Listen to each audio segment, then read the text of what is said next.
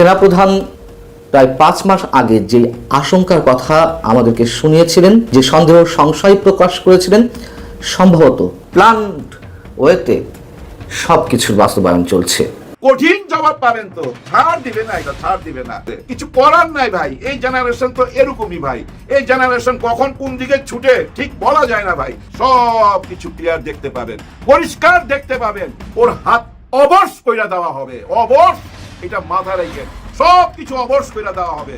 এবং সমস্ত বাংলাদেশ জুড়ে টান টান উত্তেজনা যে আসলে কি হতে যাচ্ছে। তিনি লিখেছেন 16ই জুলাই মার্চ টু গোপালগঞ্জ। দেখুন আপনারা, 16ই জুলাই মার্চ টু গোপালগঞ্জ। গোপালগঞ্জে শেখ মুজিবের যেই কবর আছে আমরা সেটাও গুলিয়ে দেব। হয়তো বা একটা রণক্ষেত্র হয়ে যাবে, একটা কাণ্ড হয়ে যাবে। জনতার ধারণা সত্য হলো, মির্জা ফখরুল বিএনপি কাজটা করলো কি? বিএনপি একটা কঠিন মারা খাওয়ার বন্দোবস্ত করলেন। আমি দেখাচ্ছি কিভাবে। বিএনপিকে 1000 কোটি টাকা ভিক্ষা দেব, তবু আপনারা চাঁদাবাজি বন্ধ করুন, বলেছেন মুফতি রেজাউল করিম আবরার চরমোনাই থেকে। এই কথাটা বিএনপির জন্য অনেক বড় কথা বলে, অনেক বড় চ্যালেঞ্জ বলে আমি মনে করছি। এই যে চাঁদাবাজ ধরা হয়েছে, আমার যুবলীগকে তার জন্য তো পিটাই নামাইছি, দয়া করিয়ান মান দেখ আগে তো চাঁদাবাজ আগে ছুটি।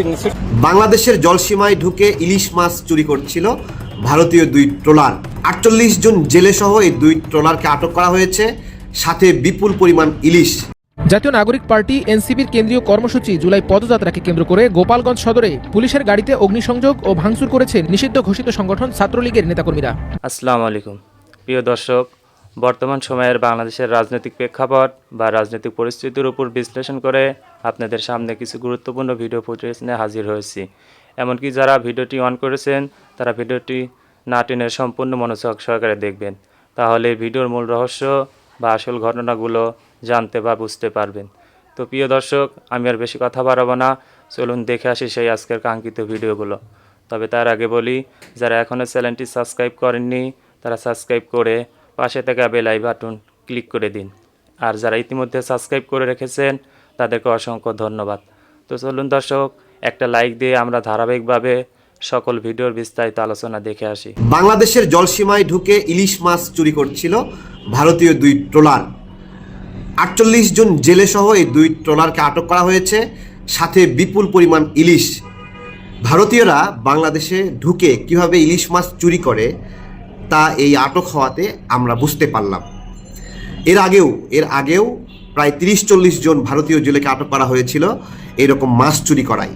আপনারা জানেন বাংলাদেশ ইলিশের অভয়ারণ্য, ইলিশ মাছ এখানে থাকতে পছন্দ করে, এখানেই জন্ম নেয়। তারা অন্য জলসীমায় যায় না, অন্য আবহাওয়ায় যায় না।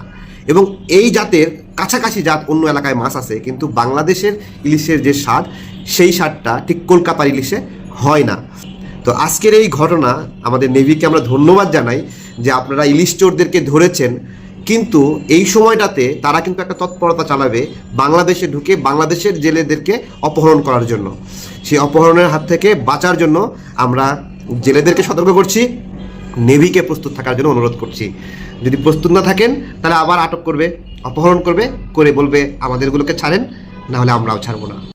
একটা কথা মনে রাখবেন, ভারতের সাথে আমাদের সম্পর্ক ভালো হওয়ার সম্ভাবনা খুবই কম। যে সম্পর্কে ভাঙন ধরছে এটা জোড়া দেওয়ার জন্য কোনো মেডিসিন নাই, কোনো সুপারগুলো নাই।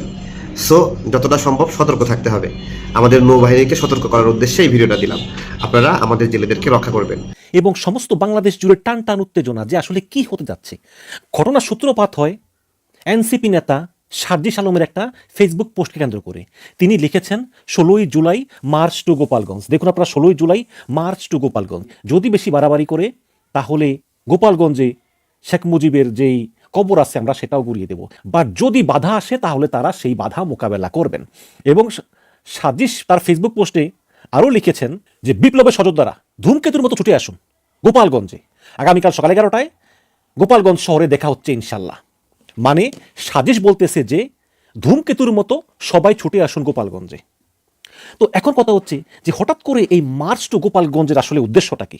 আওয়ামী লীগের লোকেরা মনে করতেছেন যে এই গোপালগঞ্জ শহরটা যেহেতু আওয়ামী লীগের ঘাঁটি, কাজেই এই জায়গায় তারা আসবেন আসলে একটা উস্কানি দেওয়ার জন্য। যেহেতু এখানে গোপালগঞ্জের প্রায় সব লোককে আওয়ামী লীগ করে, সেহেতু যদি 2-1 আওয়ামী লীগের লোক তারা অতি উৎসাহী হয়ে সামান্য উস্কানি দিয়ে বসে, তাহলে হয়তো বা একটা রণক্ষেত্র হয়ে যাবে, একটা কাণ্ড হয়ে যাবে, এবং তখন একটা রক্তারক্তি কাণ্ড হবে।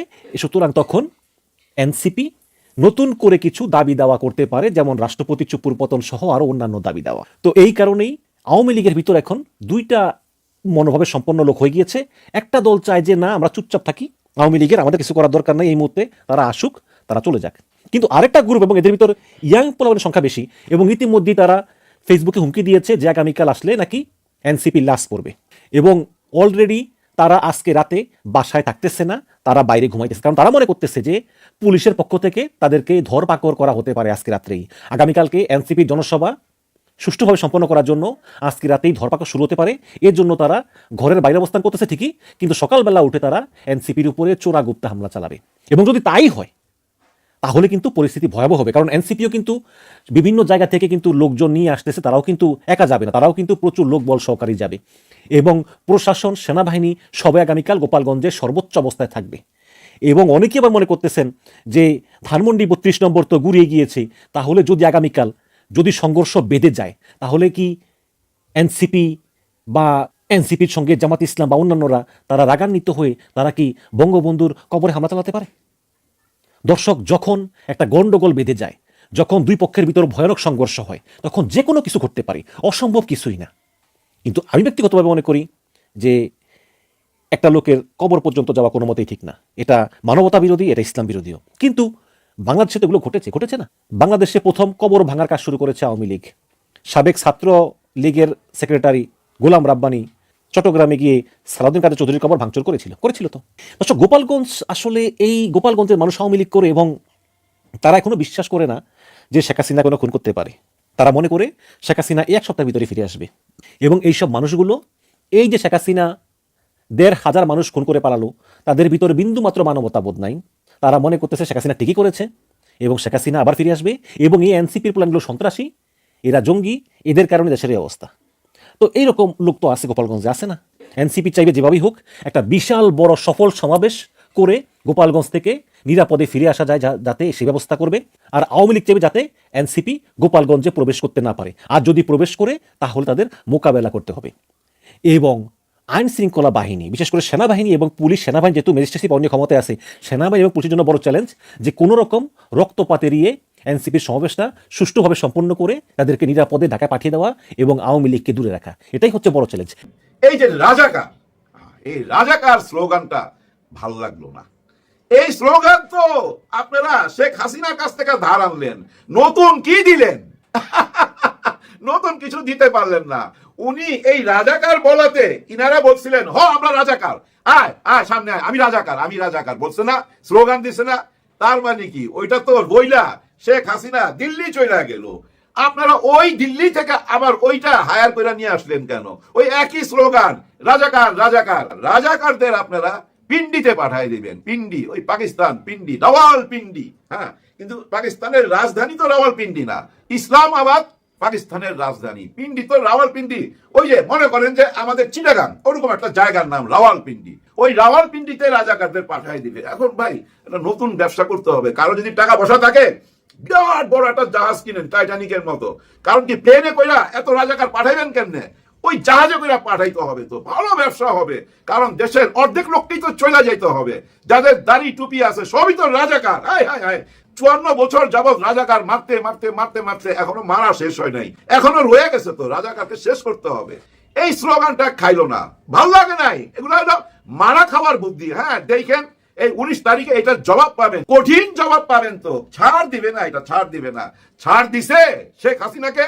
চিন্তা করে দেখেন তো পতন কখন থেকে শুরু হয়েছিল? রাজাকারের নাতি পুতি বলার পর থেকেই তো ওনারা বলছিল তুমি কে আমি কে, রাজাকার রাজাকার। আবার ওই স্লোগান সামনে চলে আসবে। তো আমি জানি না আপনাদের মধ্যে কি মেধাবী কেউ নাই, নতুন নতুন স্লোগান বাইর করেন। শেখ হাসিনা স্লোগান দিয়া কিচ্ছু করতে পারবেন না। শেখ হাসিনার মতো ক্ষমতাবান প্রধানমন্ত্রী পৃথিবীতে ভাই আর দুইটা খুঁজা পাবেন না। সেই শেখ হাসিনাই তো টিকলো না, তাদের কাছে টিকলো না। ওটা শেখ হাসিনা উনি নিজে বইলা দিছে তো যে জামাত শিবির, হ্যাঁ ছাত্র শিবির আর জামাত এরাই হলো মেইন, আমাকে তাড়াইছে এই দেশ থেকে। জামাত ছাত্র শিবির এই কথাটা উচ্চারণ করছে না? তার মানে কি উনি এই রাজাকারের নাতিপুতির কাছে মারা খায়া দিল্লি চলে গেছে। কিছু করার নাই ভাই, এই জেনারেশন তো এরকমই ভাই। এই জেনারেশন কখন কোন দিকে ছুটে ঠিক বলা যায় না ভাই। ওদের মন বুঝা চলতে হবে। আমাদের বয়স্কদের মুরব্বীদের উচিত তাদেরকে নিয়ে নতুন চিন্তা ভাবনা করা। ওই শেখ হাসিনার মতো পুরনো একটা কথা, ষড়যন্ত্র হচ্ছে মাঠে, ষড়যন্ত্র করতেছে ওই যে জামাত শিবির, ছাত্র শিবির, ওরা হলো গিয়া জঙ্গি, ওরাই স্বাধীনতা বিরোধী। এই যে স্বাধীনতার পক্ষে আর বিপক্ষে এই রাজনীতি কইরা দেখেন কোথায় চলে গেছে। আপনারা আবার ওই রাজনীতি করবেন? কি কারণে রাজাকার বললেন এই সময়টা এসে? কে রাজাকার ভাই? আর রাজাকার যদি বইলা থাকেন, এই রাজাকাররাই তো এই যে দ্বিতীয় স্বাধীনতা এনে দিছে। আমরা তো গোলাম ছিলাম ভাই, হ্যাঁ, পার্শ্ববর্তী দেশের গোলাম ছিলাম। আমাদেরকে বানায় নিছিল কাস্টমার, 18 কোটি মানুষ কাস্টমার, আর ওরা এখানে দোকান খুলে বসছিল, ওই দোকানের কাস্টমার ছিলাম আমরা। 5ই আগস্টে আমরা ওই দাসত্বের জিঞ্জিরটা তো ছিঁড়া ফেলাইছি ভাই। এইটার কেউ জোড়া দিতে পারবেন না, যতই ঝালাই করার চেষ্টা করেন না, জোড়া লাগবে না। কারণ ডক্টর মোহাম্মদ ইউনূস স্যার যা বলার বইলা দিছে, উনিই তো প্রথম চোখে চোখ রেখা ওদের সঙ্গে কথা বইলা বুঝাই দিছে। কারণ উনি জানে, এবং আমরাও বুঝতে পারছি এখন যে আমরা 54 বছর দাস ছিলাম, 54 বছর আমরা গোলাম ছিলাম ভাই। এই গোলামির জিঞ্জির তো ছিঁড়ছি। কেন ছিলাম? একটা নতুন বাংলাদেশের জন্য, একটা নতুন বাংলাদেশ গড়ার জন্যই তো ভাই এই জুলাইতে রক্ত দিল ছাত্র জনতা। এই দেশের মানুষ শহীদ হলো কেন ভাই? এটা নতুন বাংলাদেশের জন্য তো, তাই না? এই যে 24,000 পঙ্গু হয়েছে কেন? আহত হইয়া ঘরে বসে আছে, চোখ হারাইছে, হাত হারাইছে, পা হারাইছে কেন? একটা নতুন বাংলাদেশের জন্য। আবার কোন স্বৈরা শাসক আসবে, সেটা কি চায় কেউ? কেউ চায় না। তার মানে কি, দেশের মঙ্গল হবে কিভাবে, দেশটা ভালোর দিকে যাবে কিভাবে, সেই দিকে আসেন। এই যে আপনারা বারবার বলেন নির্বাচনের মাধ্যমে সরকার আসার সঙ্গে সঙ্গে এইসব হত্যাকাণ্ড বন্ধ হয়ে যাবে, চাঁদাবাজি বন্ধ হয়ে যাবে, রাহাজানি বন্ধ হয়ে যাবে, এইটা কোনো যুক্তি হইলো?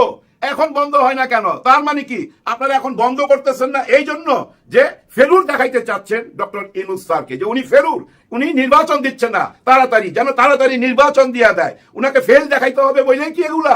নাইলে আপনারাই বলতেছেন যে নির্বাচিত সরকার আসলে সবকিছু ভালো হয়ে যাবে। মনে করেন না আপনারা চেয়ারই বসে আছেন, একটু ভালো করে আমাদেরকে দেখান, আমরা তো ভালোটা দেখতে চাই। আমাদের তো মাইন্ড চেঞ্জ হইতে হবে।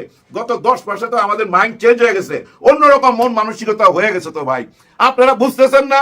আপনারা ওই আগের জামানায় পড়ে আছেন, ওই যে শেখ হাসিনা যা বলতো তাই বলবেন, এখনো রাজাকার বলবেন, বিপক্ষে আর পক্ষে এই রাজনীতি করবেন। করতে পারবেন না, কিচ্ছু করতে পারবেন না। ওই অ্যাঙ্গেলে যায় কোনো উপকার পাবেন না, কোনো সফলতা পাবেন না। দেখেন দিন শেষে মারা খাওয়া যাবেন। হ্যাঁ, মারা খাওয়া আবার ভালগার অর্থে নিয়েন না, ওইটাই মাইর খাওয়ার মতো আর কি। মাইর খাওয়ার বড়টা মারা খাওয়া। ওই মারা খাওয়ার দরকার নাই স্বাধীনতার পক্ষে আর বিপক্ষে। এই রাজনীতি এই দেশে চলবে না, চালাইতে পারবেন না। চ্যালেঞ্জ করলাম আমি, চালাইতে পারবেন না। ওই যে বিদেশে তকমা লাগাইবেন এরা জঙ্গি, কাজ হবে না জানেন। এই যে শেখ হাসিনার বুলিটা আবার আপনারা বললেন, এতে কি আপনাদের কোনো লাভ হলো? মানুষ তো বুঝা নিল, হায় হায় এরা দেখি আওয়ামী লীগের সুরে কথা বলে, আওয়ামী লীগের ভাষায় কথা বলে। এই যে আসতেছে 19 তারিখ জামাতে ইসলাম যখন আসবে, এই জবাবটা তো আপনাদেরকে দিবে। তারপরে কারা আসতেছে? 3 তারিখে নাহিদ ইসলাম এনসিপি নিয়ে আসতেছে, শহীদ মিনারে ডাকছে, দেখতে পাবেন সেদিন কি বলে। আপনারা মনে করছেন এই জুলাই সনদপত্র ঘোষণা দেওয়ার পর এটার নিচে দস্তখত করবে এই মহামান্য রাষ্ট্রপতি ছুপ্পু সাহেব? এইটা কি ভাবছেন আপনারা? ওই জুলাই সনদপত্রের মধ্যে ওনার দস্তখত নিবে এরকম কিছু ভাবেন না? এরকম কিছু ভাইবেন না। 3 তারিখে আপনারা টের পাবেন, 3 তারিখে আপনারা বুঝতে পারবেন ডক্টর মোহাম্মদ ইউনূস স্যার দেশটাকে কতখানি আগায় নিয়ে গেছে নাকি পিছিয়ে নিয়ে গেছে। 3 তারিখে আপনারা বুঝতে পারবেন। দর্শক, ভিডিওটি কেমন হয়েছে? ভিডিও সম্পর্কিত কোনো তথ্য বা মতামত থাকলে কমেন্টে জানিয়ে যাবেন। আজকের মতো নিউজটি এখানে শেষ করছি, ফিরে আসছি পরবর্তীতে অন্য কোনো নতুন টপিকস নিয়ে। সে পর্যন্ত ভালো থাকবেন, আল্লাহ হাফেজ।